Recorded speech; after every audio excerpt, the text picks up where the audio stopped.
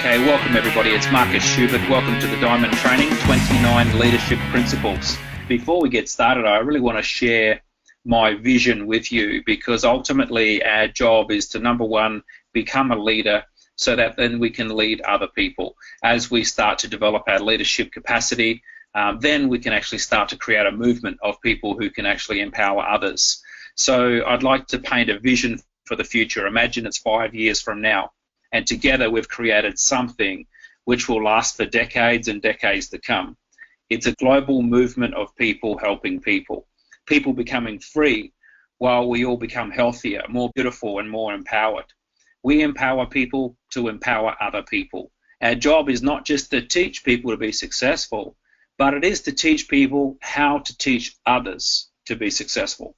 Without that next domino, we'd just be a block falling to the ground with no impact, succession, or difference made from our actions on the world.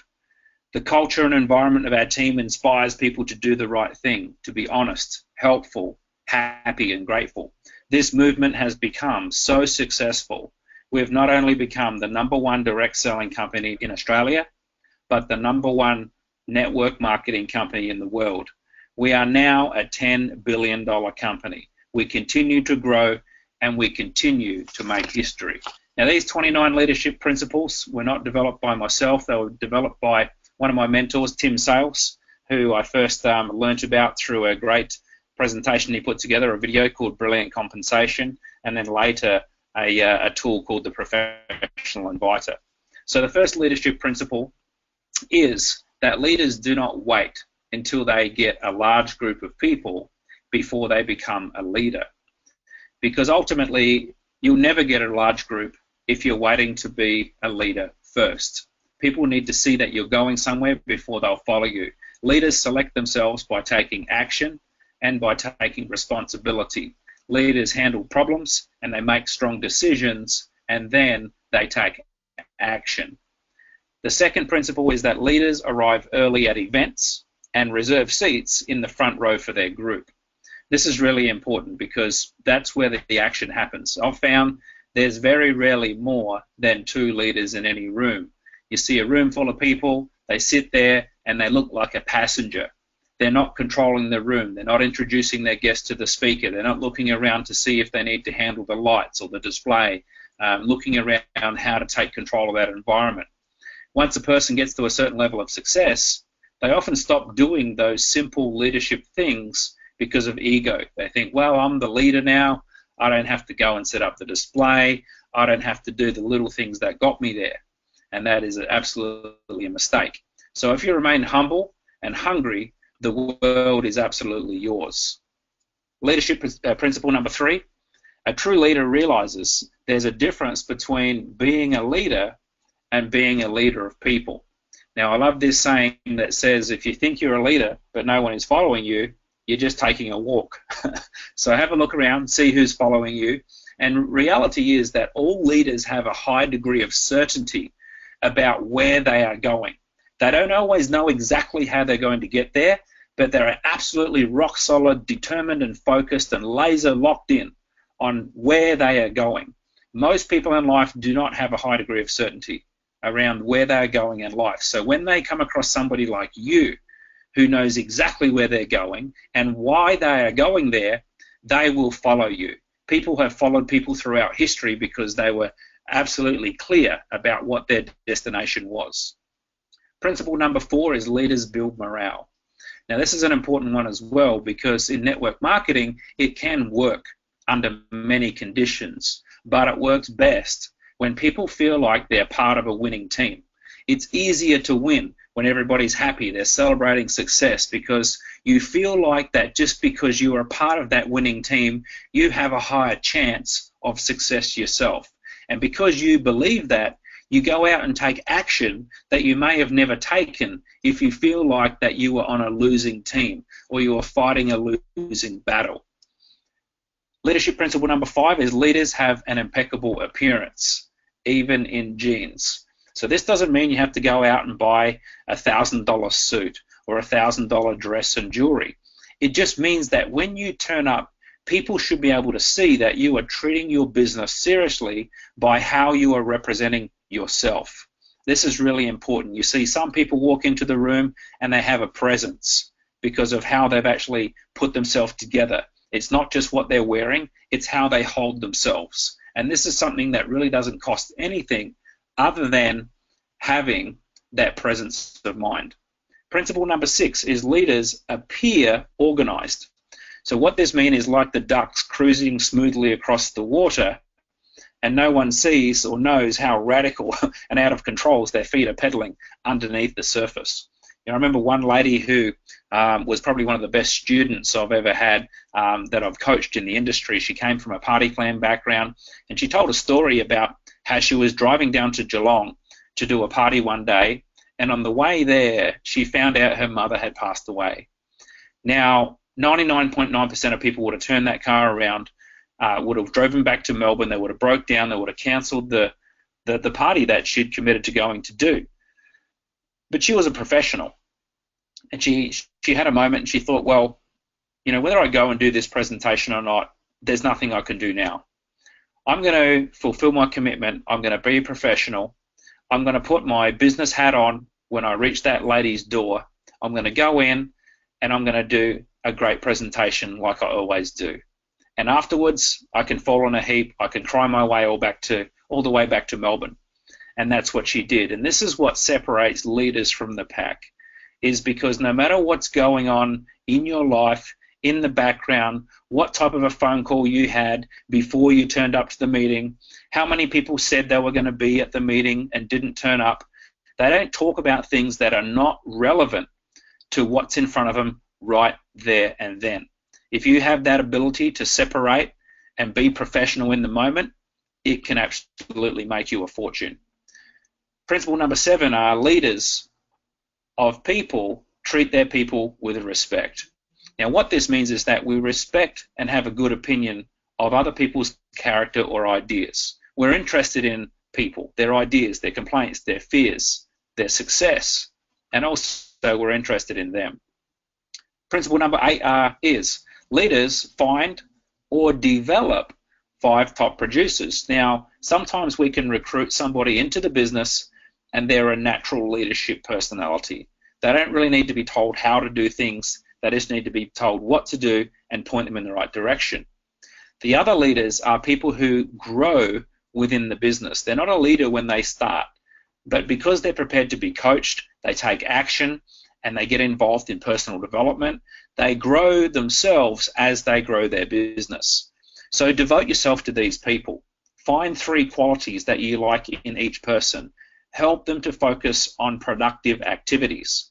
Sometimes we can feel like we're being there for people because we listen to their dramas, we listen to their excuses, we listen to their concerns over and over and over again.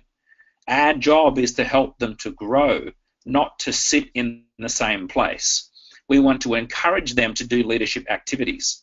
Very rarely will people just step up and start doing things without being asked or having that expectation placed upon them. So be there for them and give them your full attention. Those small handful of 3, 5, 6, or 10 people, give those people your full attention. Number 9 is that new leaders are often let down by those they devote themselves to.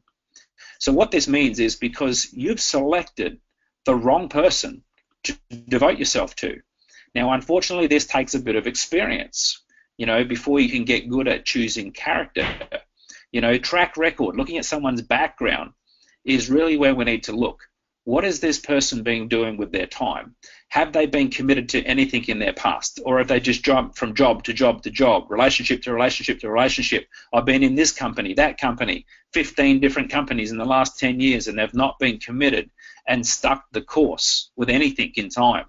So that's the first thing you can do to look at is what's someone's past. And it doesn't have to be in business. It could be, have they been committed in sport? Most great leaders begin in a hole and they were mad about being there. These people have some little fire and fight deep down inside of them, and they find themselves in a position they say, no, I am better than this, and I see this opportunity as a way to fight my way out, a way to work my way out, a way to grow my way out, and nobody can stop me. Look for these characteristics, but I have to warn you, If you try to help an unable person, they may take you down with them. And the key is to cut away when you feel that you are being pulled under. It's like swimming out in the surf. You cannot save everyone. All right, you cannot. All right, we want to give everybody the chance to jump in the boat, but the minute we jump out in the water and start trying to rescue everybody, and they're not even prepared to swim to the boat and pull themselves in, that's when you're in deep trouble. Leadership number 10. Leaders organize multi-level marketing training sessions, and then they get the product specialists in front of their group. So what this means is we don't have to all individually become experts in our product.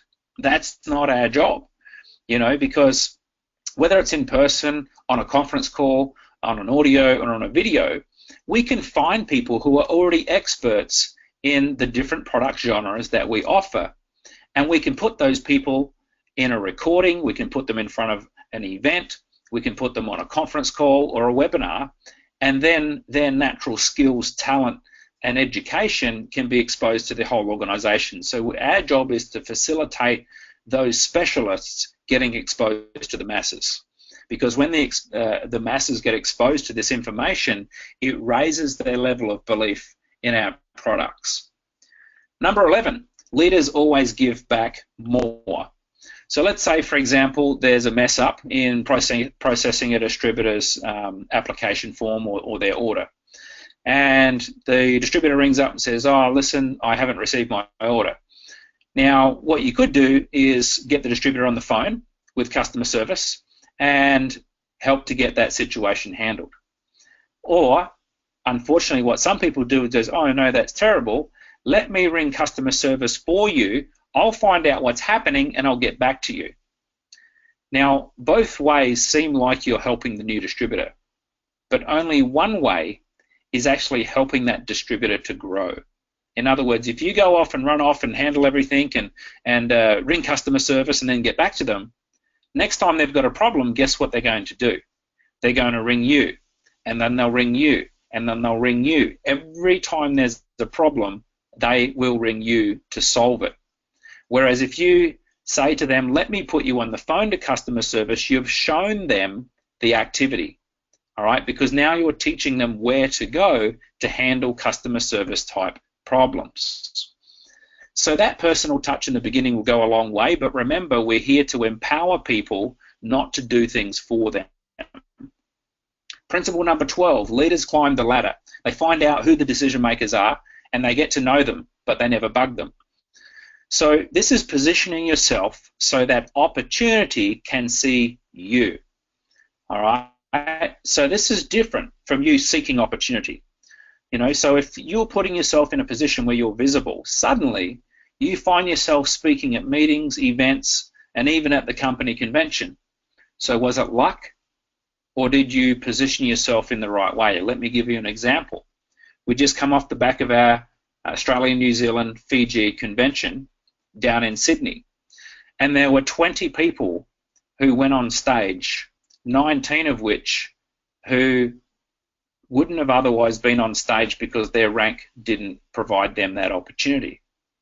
But yet they all got seen on stage, and then they'll get seen on the global stage because they put their hand up or were connected by one of their leaders to do the pilot program for the Zen body line. So this is an example of making sure you're visible, all right, and then opportunities will come your way. Number 13, leaders introduce the corporate staff to their team and vice versa. When I was first introduced to this company, my sponsor, Lyndon, got me on the phone to Scott Lewis to make sure that I had that personal connection. Every time I bring somebody into business, even if they've joined the business already or not, I will introduce them to my sponsor so they feel like they are connected. So take the time to do this because it creates a sense of belonging for not just the corporate staff, but also for the distributors as well. All of this belonging and passion generally gets created because of your leadership. Number 14, leaders are the switchboard of information and communication. So network marketing leaders are not in the loop, they are the loop. Okay, you need to be in the know. If you don't know what's going on in the company or in your business, it's your job to find out.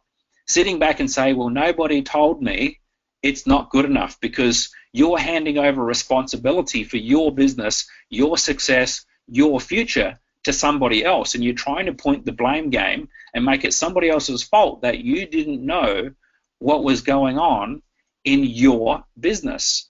And this is really a defining moment when we sit here and go, you know what? Yes, I'm part of a big company.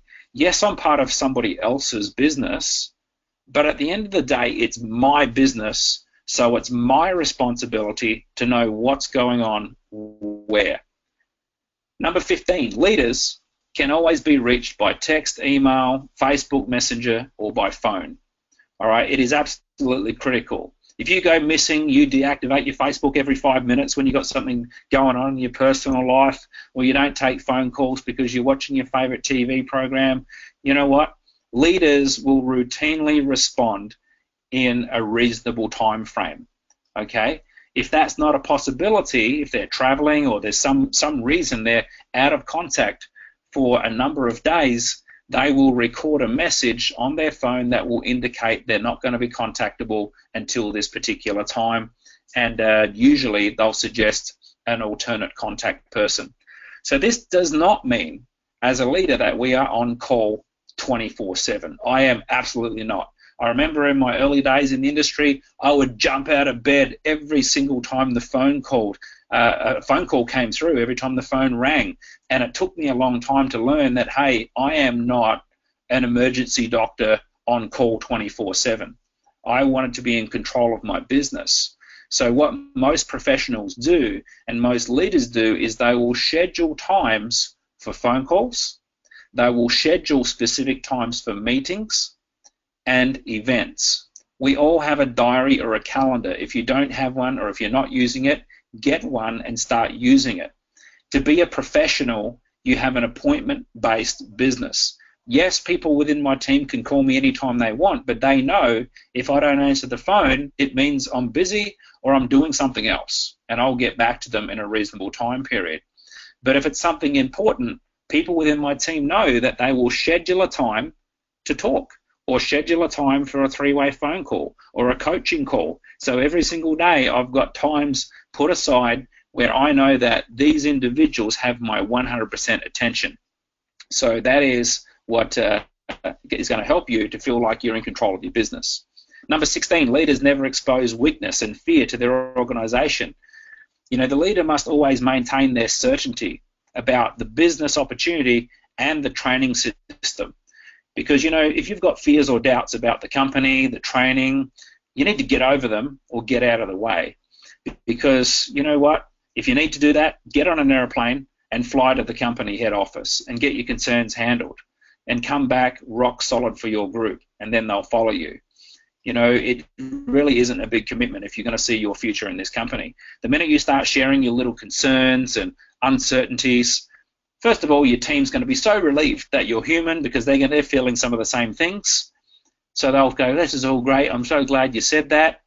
But then they'll start to look for another leader or another company to follow, because you're not certain, you don't know where you're going. I'm in, I'm out, I'm doing it, I'm not doing it. That's BS. You are not a leader if that's what's coming out of your mouth. So they will choose to follow somebody else. Number 17, leaders recognize that everybody is growing. All right, so, you know, leaders never invalidate the efforts of anybody that's in his or her organization. You know, one person might bring 6 guests to a meeting, another might bring 2, and then the third person might bring nobody. Now, the leader notices that the third person is there, and that this might have been a major growth step for them just to be there by themselves. So instead of criticizing them for not bringing a guest, the leader will praise that person for being there. You know, it's actually easier to attend an event when you know you have guests, right? Because you're excited and you want to be there for your guests. It's actually harder to get up, get dressed, get out of the house, and attend that meeting when you know that you've got nobody. It's just you. But you also realize that you've made a commitment to the company, you've made a commitment to the leadership, you've made a commitment to that local leadership group, but more importantly, you've made a commitment to yourself and your family and your future, and the most important person that needs to be there every single time is yourself. all right? Because the minute we start taking ourselves seriously and our business seriously, that's when the people around us, including our prospects, start to react to us in a different way. Number 18, leaders are always praising something about their people. You know, little babies will cry for it, but grown men will die for it, and that is recognition. Men will go into battle and risk their lives for a tiny ribbon to pin onto their shirt just above their left chest pocket. So recognition is one of the most powerful tools in your leadership arsenal. However, you have to be careful. If you praise a team member for doing things they haven't yet done, and you then create a person who withdraws from the group because you made them feel fake, you know they didn't earn it, they didn't deserve to be there, they didn't do the work, you know what? People need to feel like, hey, I worked my ass off here. I went through the challenges. I overcome my fears. I did it anyway.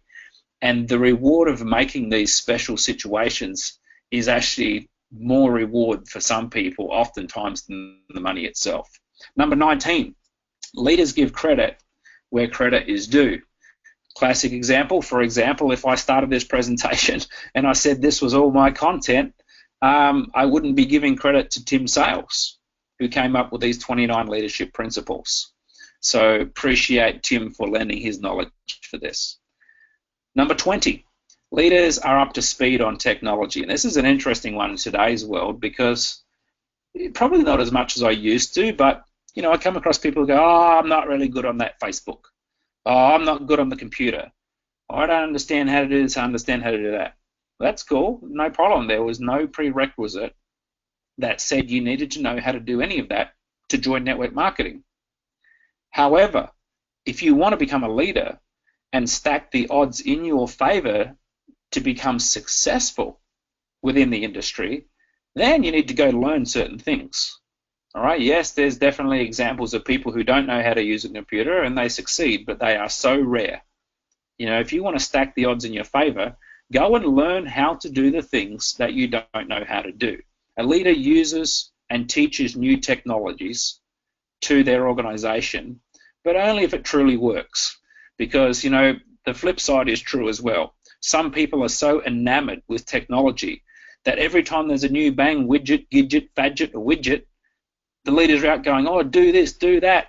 And they haven't gone and proven that it works. They haven't proven it duplicates. They haven't proven it's sustainable. All right, so just make sure that if you are going to expose your organization to new technologies, it's something that's solid and it actually works. You know, leaders don't just go and experiment with their team. If you want to experiment with your own prospects, that's fine. But at least then you can come back and say, hey, here's what I did. Here's what the outcome was. If you want to do it, you can do it too. Number 21, leaders are ethical examples of people to follow. In other words, maybe you might just sneak your people past the registration desk at an event when they were supposed to pay. You might think, you know, that's pretty cool. You might think you're doing them a favor or saving them some money. But in the back of their mind, at some point, your team member's going to go, well, hey, if Marcus is cutting corners here, what else is he cutting corners on? You know what, guys? It's not worth it. You have to make sure you're doing business in an ethical way, because if they can't trust you, they're not going to do business with you, and they're not going to take your advice when it's really needed. You know, you got one shot at doing this right, so set the standard from the beginning. You know, you might have somebody come to you and say, oh, I've got this person. I've had this happen numerous times with all of my companies. Oh, I've got this person they're already in our company. They signed up, but, you know, they don't really like their sponsor. The sponsor's not even helping them. So what about we go and sign them up under their husband or their wife's name? And I'm like, no, it's not worth it.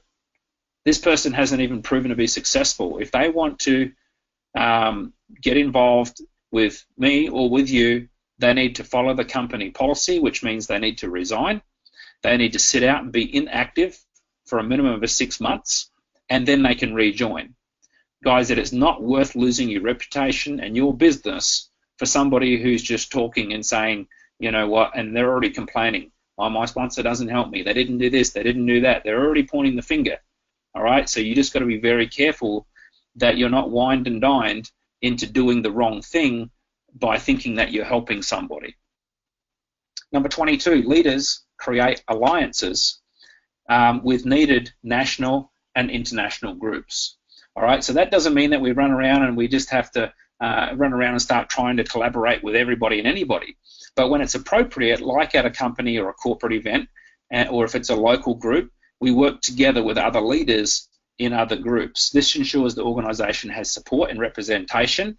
But you know what? If no group exists in your area, step up and start building it yourself. Don't wait for somebody else. Number 23, leaders understand if they grow their people, their bonus checks will grow.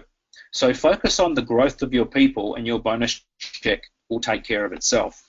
Number 24, leaders never say what they can get others to say. In other words, if a leader wants his or her people to be leaders, for example, the company calls and says, hey, we'd like you to speak at the company convention. And you might say, hey, for sure, I'd be honored. But let me just ask, would it be possible for me to include a new leader named so-and-so? And you'll see Lyndon Bionoff doing this to its T at the conference. You know, yes, he'll have a keynote section where he gets the chance to train and deliver a message, but he will normally utilize some of his time to actually have a panel of other leaders up there so they can tell their story, and he can help them to grow and help them to be in the spotlight and be recognized. All right, so that's what we want to be doing, is constantly looking for ways to bring new leaders through and give them the spotlight. Number 25, leaders never ever speak ill of anybody, even if they deserve it. All right, because you know what's going to happen is people are thinking, well, what are you saying about me? You know, if you're badmouthing this one, and this one, what are you saying about me when I'm not there? Number 26, leaders acknowledge other leaders in the room. So say, for example, you know, you might say, hey, we're honored here to have Mrs. 77. She conducts business meetings in area 44. All right, so that's just acknowledging other leaders in the room. They've built their way, they've earned their way, so they should be respected and acknowledged. And you see this in large corporate events, even outside of the network marketing industry. If there's any dignitaries there, they'll be recognized at the start of a presentation. Number 27, leaders don't get bent out of shape about phone calls. What do I mean by that? Well, a leader doesn't get bent out of shape because they don't get a return phone call from the corporate office or their upline. You know, sometimes you might message your upline or the company, or you might give them a phone call, and maybe they don't respond within 24 hours. And you start getting all upset and, you know, bad-mouthing them and this and that and everything else, or sending them nasty messages. You know, just try to contact them again. Maybe they looked at your message and thought, yeah, I'll get back to you, and then they just forgot. They got busy, they got flooded. Who knows what's happened? But we need to learn the appropriate way to respond to that situation rather than react on emotion. Like they say, don't do something permanently stupid because you were temporarily upset. You know, anyone can complain, so we're used to that. So why not show up different to the average person and stand out from the crowd? You know, if you've got an upline member who, for some reason, you feel they've let you down, if you give them some positive and understanding, they might go, oh, wow, I was expecting you to be really upset like the average person. So who do you think they're going to give some extra attention? The person who responded like the average person does, or the person who responded with an above average attitude? Number 28, leaders have a crystal clear vision. They know where their network marketing company is going and where they are taking it. And that's what I started this presentation with, is my vision for where we'll be with this company 5 years from now. Because, you know, if the company doesn't have something, then don't complain. Just figure out how you can do without it, or how you can convince the company to get it, or how you can create it yourself.